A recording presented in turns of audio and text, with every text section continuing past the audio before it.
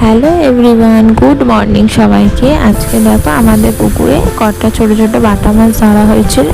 সেই বাটা মাছ দিয়ে আজ সর্ষে বাটা দিয়ে ঝাল করবো, সেই রেসিপিটা তোমাদের দেখাবো। তো মাছটা আমি এখানে ভাজা বসিয়ে দিয়েছি। এখানে কটা মাছ ভাজাও হয়ে গেছে। তো কটা মাছ আমি আবার এখানে ভাজা বসিয়েছি। তারপর আমি সর্ষেটা একটুখানি নুন দিয়ে বেটে নিচ্ছি, কারণ সর্ষে নুন দিয়ে বাটলে তিতো হয় না।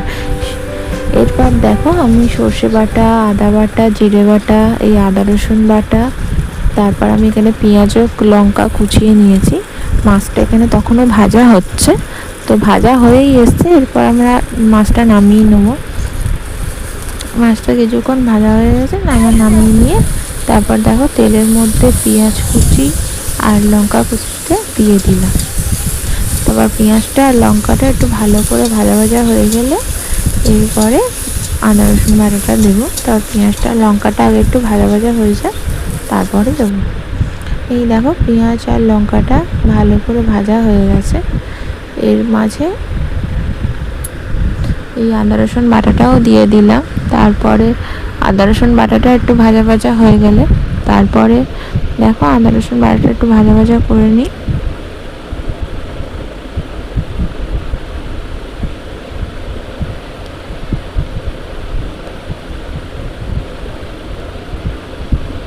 আদা রসুন বাটাটা একটুখানি ভাজা ভাজাও হয়ে এসছে। এরপরে আমরা মশলাগুলো দেব। এখানে আমি হলুদ গুঁড়ো দিলাম 2 চামচের মতো, তারপরে লঙ্কার গুঁড়োও দেবো একটুখানি,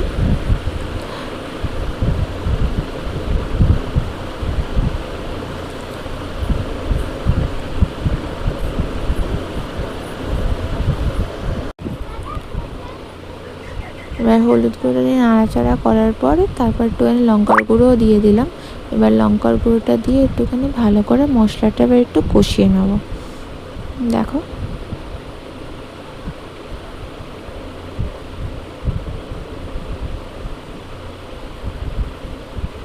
একটুখানি তেল কম পড়েছিল বলে একটু কষানোর সময় একটু তেলও দিলাম।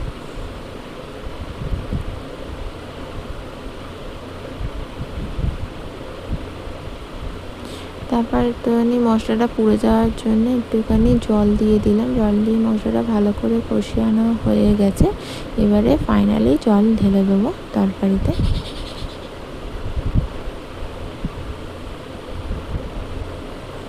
পরিমাণ মতো জলটা দিয়ে দেবো তরকারির জন্য।